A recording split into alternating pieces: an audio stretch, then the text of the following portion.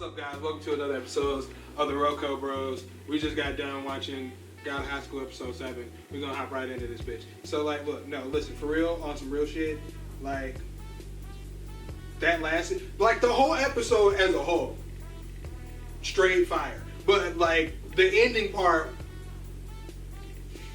like, the last, 10 minutes like that was ending, amazing. I'm gonna go back and rewatch it. That dude with the shark, he reminds me of somebody from the Dark Tournament, like the dude who does explosions and some shit. Like, you know what I'm saying? The one that Kurama was fighting, and they just a sadistic fucking asshole. Like, oh yeah, I got this shark, just gonna hit you with some shark teeth and randomly hit you, just chew you up real quick, blood spurt, legs just dangling, and then all of a sudden, like I'm expecting Jin to hop in this bitch, and he was gonna. And then I was like, well, Mirror tried to summon, like, well, shit. What you gonna do about him? Yeah! I didn't expect fucking Han to be there. Like, Han said no. Han don't move fast for nothing. Except, but he always there when you need to be. But, like, that's how you know they aligned and his friends is like, now, listen, I don't give a fuck about no disqualification. So you just ain't gonna be stepping on her like that and just get away with that and then talking all that bad shit. Like, I'm about to whoop your ass. And I don't give a fuck about the rules. Yeah. We're gonna see what it is. It's like my hands is open 24/7. They ready. It don't, we don't need this tournament in order to throw some hands. Like, I already beat up the working man. I mean, I am a working man, and I'll work you with these hands. I need another shift, nigga. Put me in. Put me on. Like, give me some out. Boy had to step in, but it's like, I'm looking forward to that because it's like, at that point, I don't even know who the other people on that man's team are. I mean, yeah, we still haven't seen old dude who looked like the protagonist yet.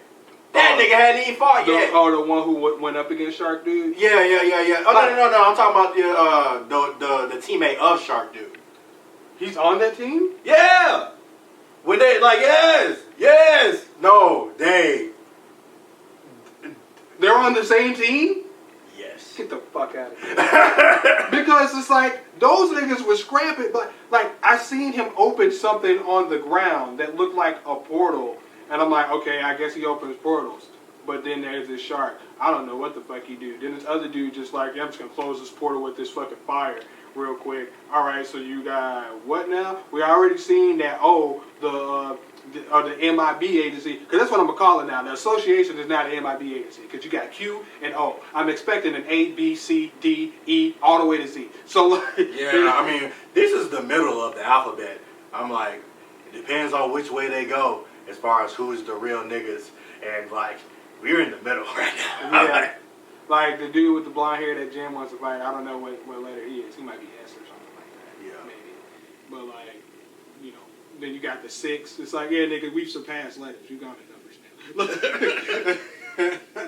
But, this whole episode, it starts off with Jin. Clearly, Jin has learned a new technique from this old man who was a part of the 6, who knows about, anytime you're unlocking chakra points, you're telling me you're like Rock Lee. And these guys still have not released their Charyuks or whatever. I believe that Jin's might be a dragon. I don't know. But I can equally say that fucking Han or Daiwei could be a dragon. I don't know. Maybe Mirrors could be like a fox or something like that. I don't fucking know. I don't know. But I know when we see that shit, it's going to be fucking amazing. It is going to be amazing. I like how they had the tournament fights, and then they, because they even threw in a story about this hardworking man in between a fight with Han Daiwei.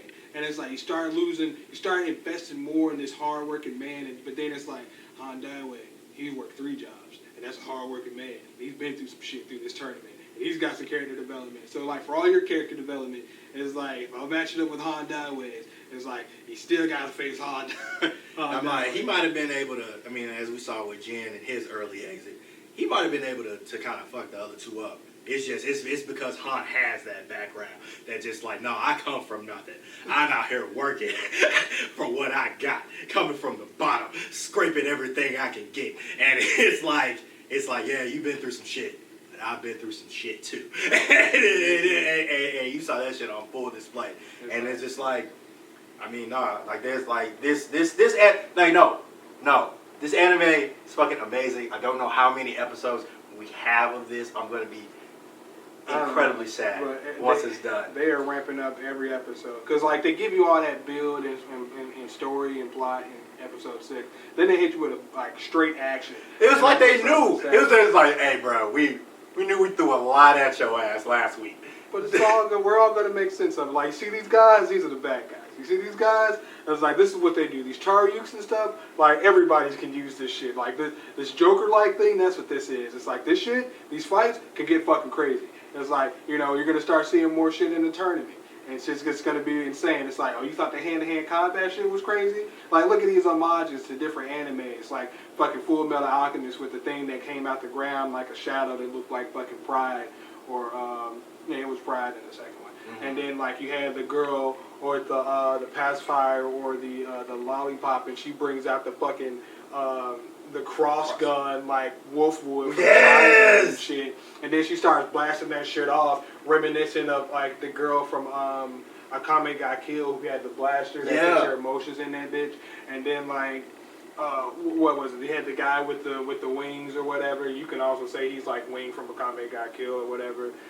And then he had like a girl who had a sword that turned into a light sword or blade. That sounded like some Phase Zero, Phase Stay Night shit. That was like, that was crazy. Or even really, also throwback to Kuwabara shit. Because like, Kuwabara broke his spirit sword and then had his own. Yeah, she did break the sword and use that as a catalyst to, it's true.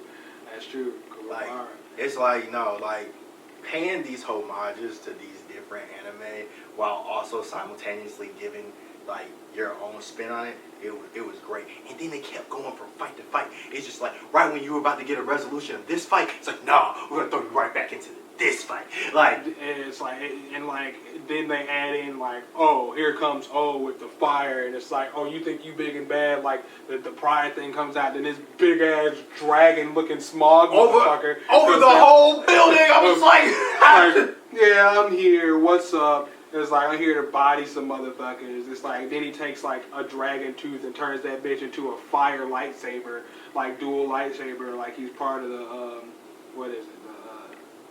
What's the motherfucker with the red skull or whatever?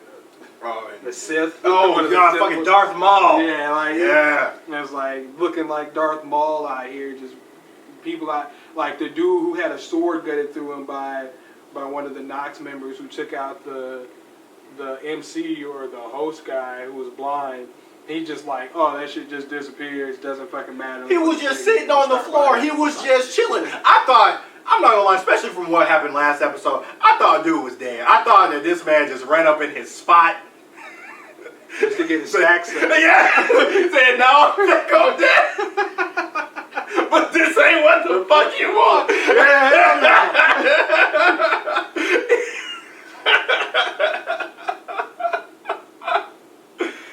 Oh man, no, this, I mean, like, no, this, like, that was amazing. It was an amazing fight. We seen that, like, in order to be a commissioner of this shit, it's like, honestly, it's just like, if you gonna be out here being acknowledged by Park Mujin and he pay you money, you can't be out here on this whole shit. Park Mujin is on the lookout for a mole. He's like, we got a motherfucking mole in this motherfucking building, and we about to find this little piece of shit, and I'm gonna put the hands to him myself. And it's like, whoever you are, and trust that we coming to find you. We coming for you, nigga.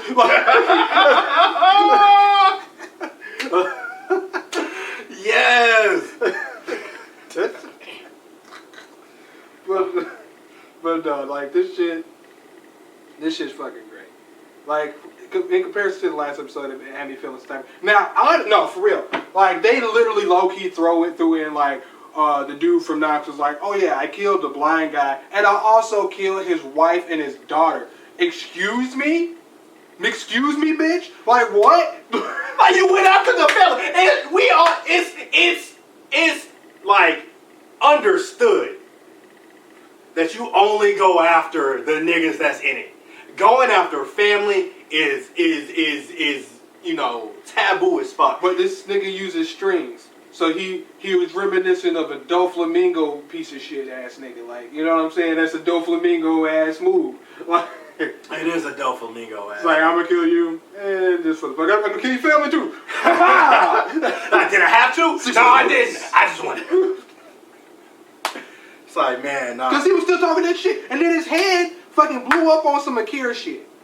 Yeah, no, like. He's like, y'all just writing me off? I'm like, yes, nigga. Yes, we wrote you off. Like, you ain't got no arms, bro. Like, we don't fucking care. You ain't moving. Like, you ain't moved the whole time. How you gonna wait till everybody leaves and start talking about? That's like you getting knocked the fuck out. Everybody, your boys is fighting. Your boy came to save you. Said, nah, nigga, fuck. We was getting bodied out there. We gotta go. Hey, but we came in and we stepped in for your ass, though. We stopped and said, hey, you can't be beating up on my mans like that. But when shit got too real, they got out. And this man's still up here talking shit.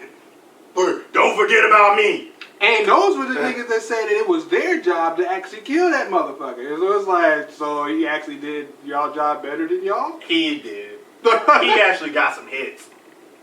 Y'all didn't. Yeah, he got some hits, but he's still a piece of shit. He is a piece of shit. And I'm glad that got blown the fuck up. I don't know who blew him up, though. No. He was expecting it, though. Was he expecting it? He was like, y'all writing me off, and I'm going to be the one to kill you.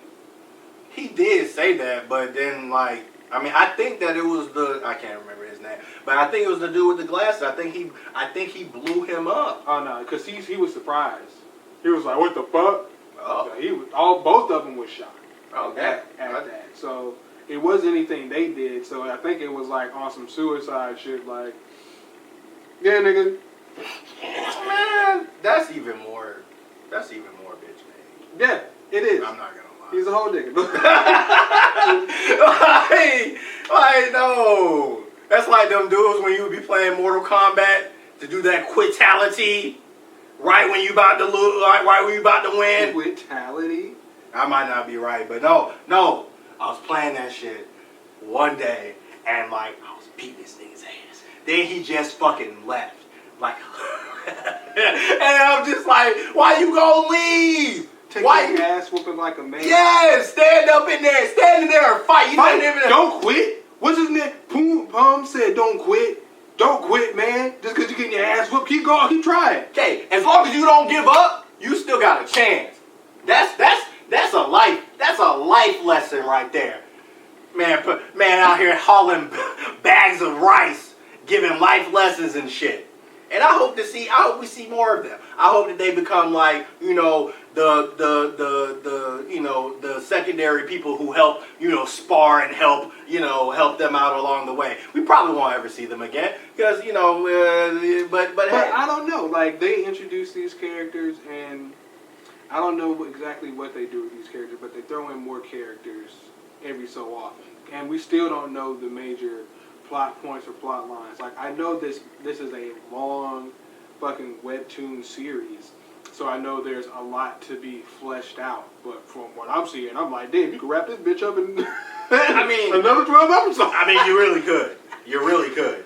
And but depending on what they show you, because if we get an info dump like episode 6 and further episodes down the line, and like nobody knows, like, well, shit, what happens at the end of the time? I don't even know how many more rounds are left, my nigga. Like, they keep on changing the fucking rules. It's one-on-one. Now it's team battles. Now it's semifinals. We in the semifinals? What happens after these team battles? Do we go back to individual fights? Or is it like last man standing? Or we just gonna rank them in teams now? Or we just going with this team format? Like, I don't know how many levels there are to this fucking tournament as a whole, like, just throwing in, like, because, like, how many other schools or high schools are participating in this? Is it just in fucking South Korea? Does it extend to Japan or to the United States? Like, does this thing fucking global? Like, I don't know the answer to any of these questions, but they're good questions to have.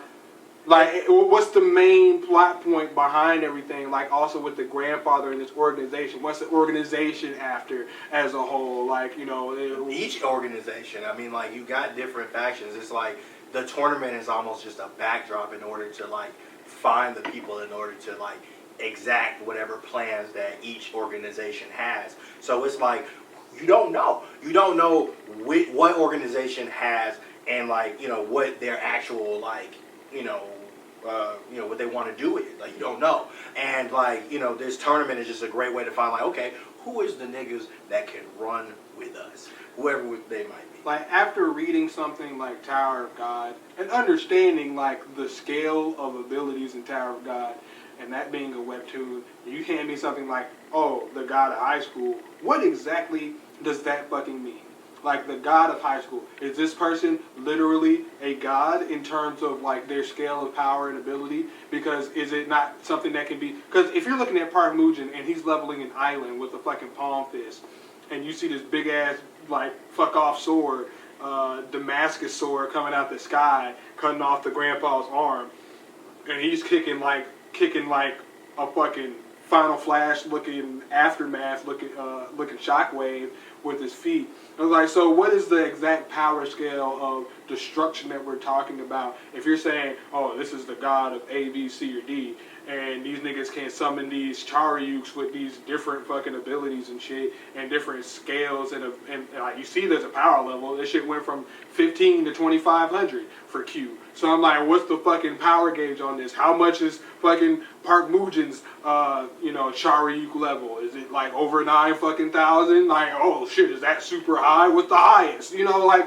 I need answers. How strong are these motherfuckers in terms of destruction or destructive capabilities if they're let loose? Because you've seen they had limiters. So the fact that they have limiters means that they're capable of really fucking up a lot of shit. So we like it's gonna like, if it's anything like the previous 7 episodes, it's gonna be a damn treat to find out the answers to these questions, because like with each episode, like, we get some resolution, but we have more fucking questions. And like, honestly, that's where you want to be with a good anime. Like, you want to be hanging on. Like, no, I want to know what happens next. Like, this shit might be good enough for me to watch, like, read the manga after it's done and like try to catch up. I'm like, it's that good for me. And like, I mean, like, I'm glad that I came up on this. It runs different than the manga. So like, I've only gotten so far up to there. I don't remember the last thing I read. Maybe to the part where the guy with the blue hair was introduced. So anything after that is like fucking new for me. But I forgot a lot of shit along the way. But also like how certain things are explained or broken up, or when they're introduced. That shit's all different in here. But it's not bad pacing. Like, I like how the pacing is in this in comparison to the manga. And sometimes it be like that. As somebody who likes to read manga and watch anime, sometimes the anime can be better than the manga. Like, I'm excited about Jujutsu Kaisen anime because I'm like, yo, that shit's gonna be fucking lit. Like, the manga's dope. I'm gonna read the manga. I still read the manga. But like, Jujutsu Kaisen anime, no, that shit's gonna. I didn't know the same people who are working on God of High School are working on Jujutsu Kaisen. So we're already here.